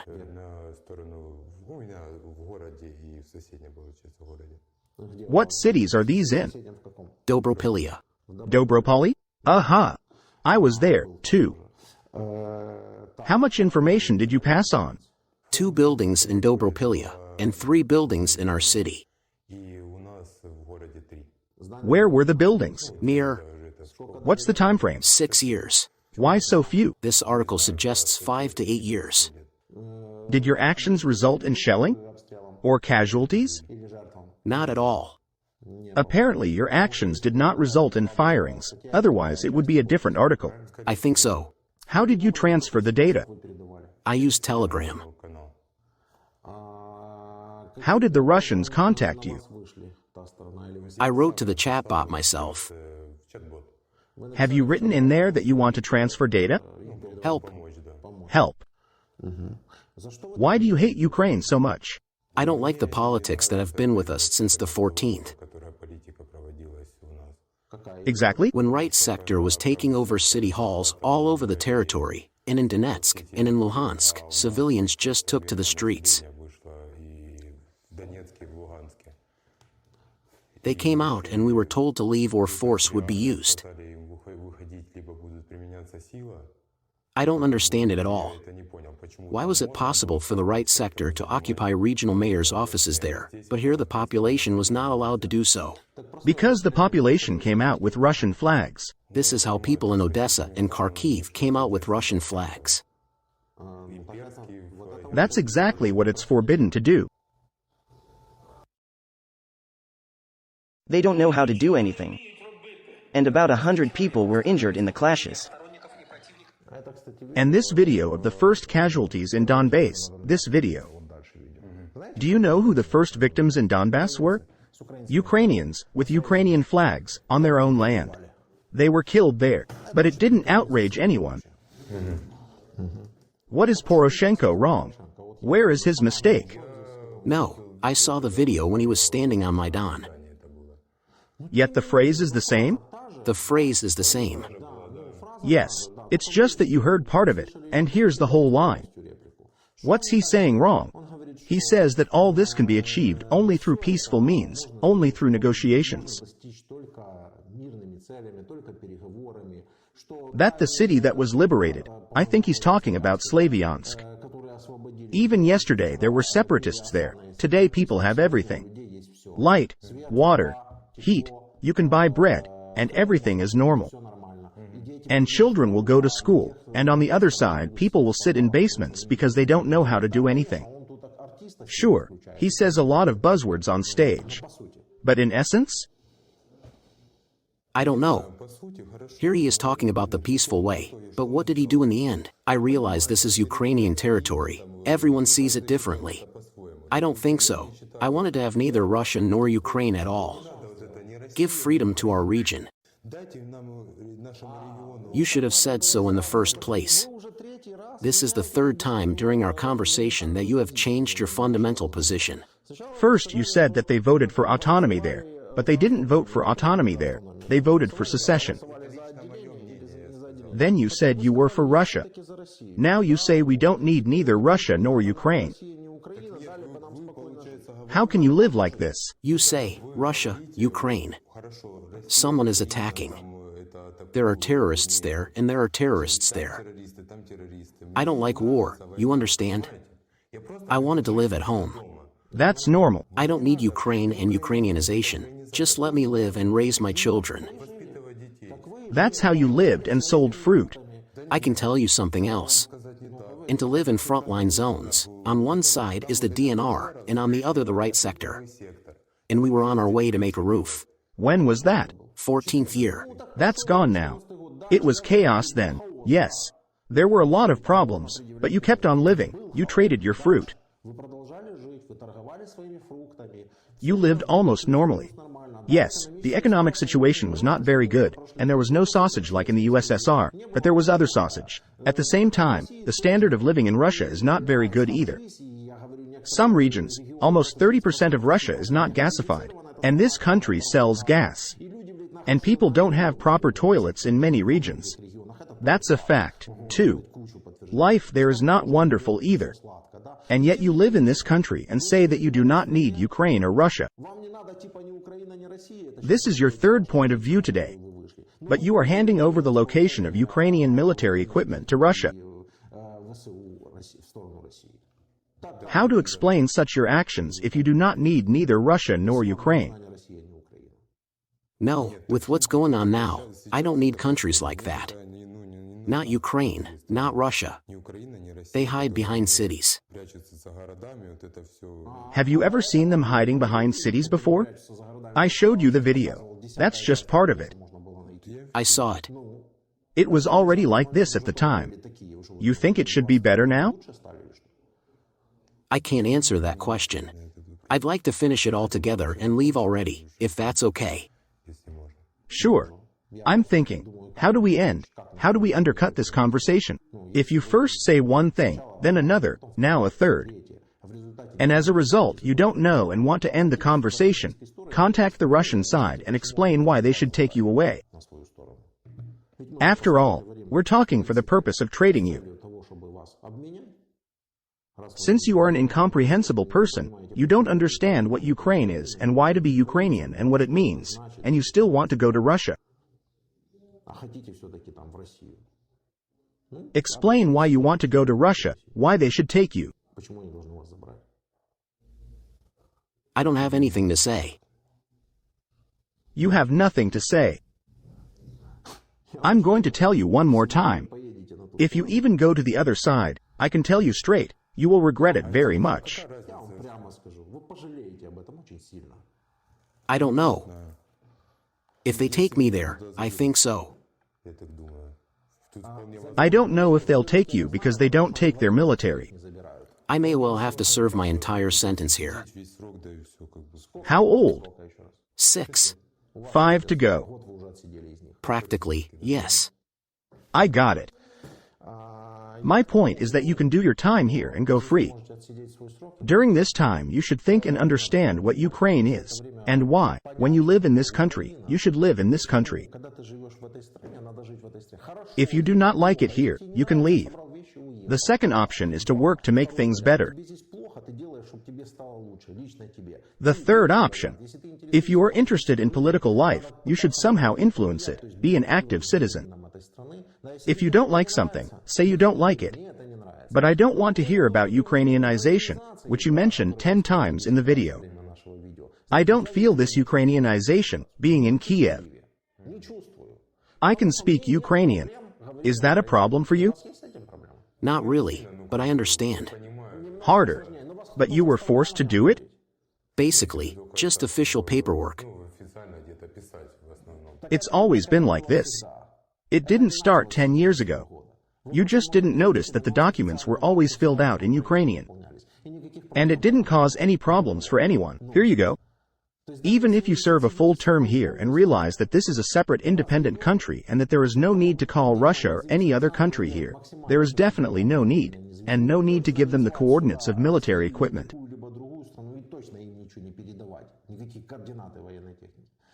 And you will go on living. But if you are exchanged, I am sure that instead of you there will be a Ukrainian who does not need to explain all this. It's not clear what you're going to come up with in the remaining 5 years. You will arrive there, and about 50% of the time, I'm sure they will give you a machine gun and say, go to war.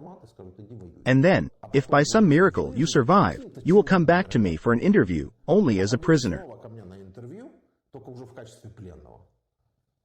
And even more than that, maybe without a leg or an arm, there were many of them. And I will ask you again, did Russia help you? You will sit with your head down, not knowing what to say. Because you could have had a normal life, but you chose to live this way without even 10% understanding what you are doing and why you are doing it when you pass this information to the Russian side.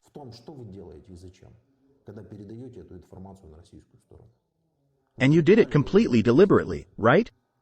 Yes. Last question. Would you repeat everything you've done? I don't know what to say. So, after all this conversation, you still allow for the option that you would repeat all this way, passing on the information again? I don't think so. Name? Vorshilov Alexander Ivanovich. Date of birth? September 30th, 1970. Where are you from? City of Novodruzhsk, Luhansk region. The city wasn't under occupation? Now under occupation. It wasn't then. Wasn't there an occupation then? Not yet. Got it. They took me away early. You have Article 111, Part 2. Yeah, 8 years. 8 years. I signed it myself. Let me explain. We record the video, post it on YouTube for everyone to see, and for RF to take you in. Would you be okay with that record? I'm all for it. I want to go there. Got it. Okay. My mother's waiting there. Your mother? Yeah, she just had a stroke, and she's barely living there without me. Did your mother stay there? Of course. She's 87 years old. Did she fall under occupation? Yeah. Do you want to be sent home? I really want to go home. I see. And if the Ukraine then takes that territory back? I'm going away with my mother. Will you be leaving? Yes. Got it. You can't be in Ukraine. That's how it was explained to me. I'll find a place to go.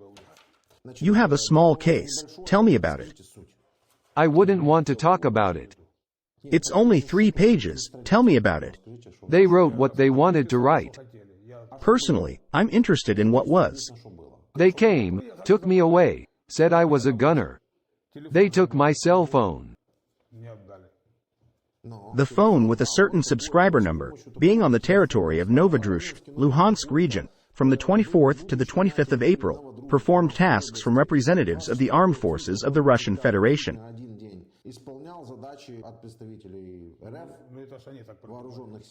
That's what it says. I'm telling you, it's bullshit.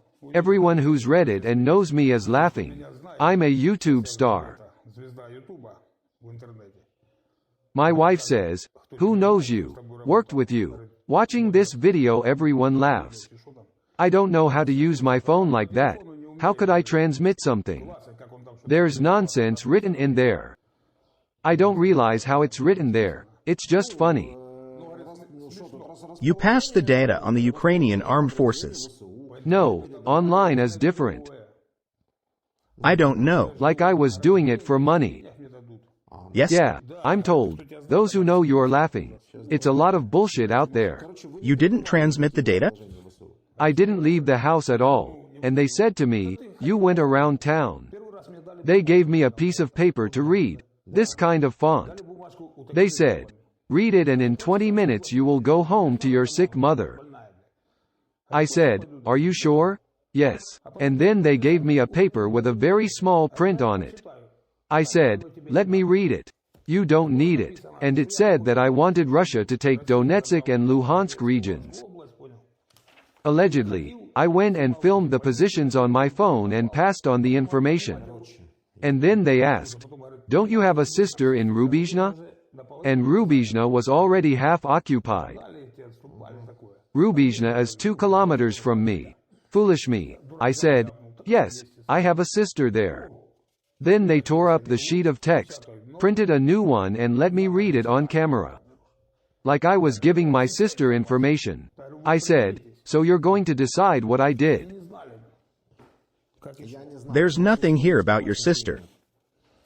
It was about a sister. Or maybe I'm reading something wrong. Checking.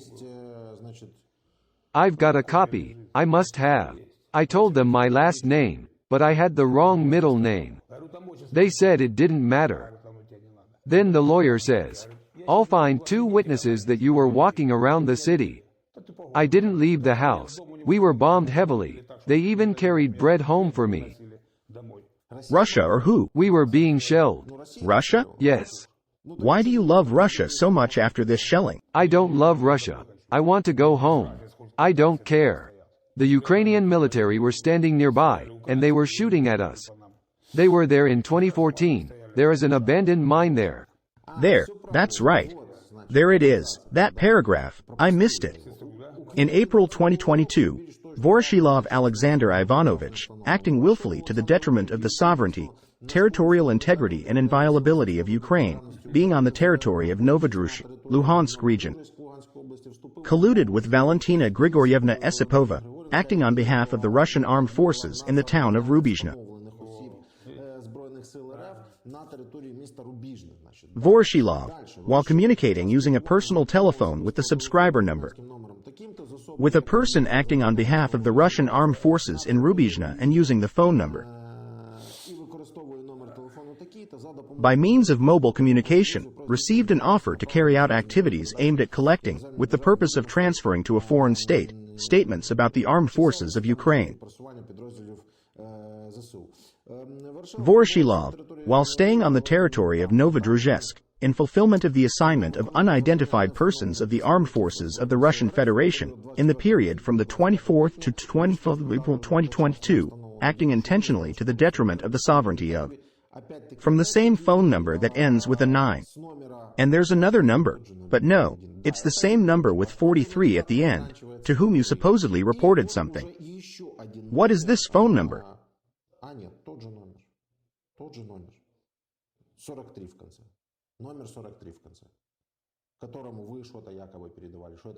How do I know? I don't remember by the numbers. 066. Sister's number. I talked to her like a relative. They were bombed everywhere. They had no communication. They crawled out of the basement. How are you? Are you alive? I'm fine. That's how we talked. One paper was torn, the other printed. That's all there is to it. That's exactly what I read on your charge. But you signed the agreement for some reason, didn't you? I was told, if I signed, I would be exchanged, and if I didn't sign, no exchange, I would be in prison for 15 years or more. I believed them, I signed it, because without it, they wouldn't have traded me. And I had to go to my mom's. So I signed it. Believed it, signed it, and it turned out to be all a fairy tale. I'm 53 years old, but I was tricked like a child. You have a criminal record? No. What have you been doing with your life? I was working, the household. Where? For the last 22 years I have been working as a mechanic at a wastewater treatment plant.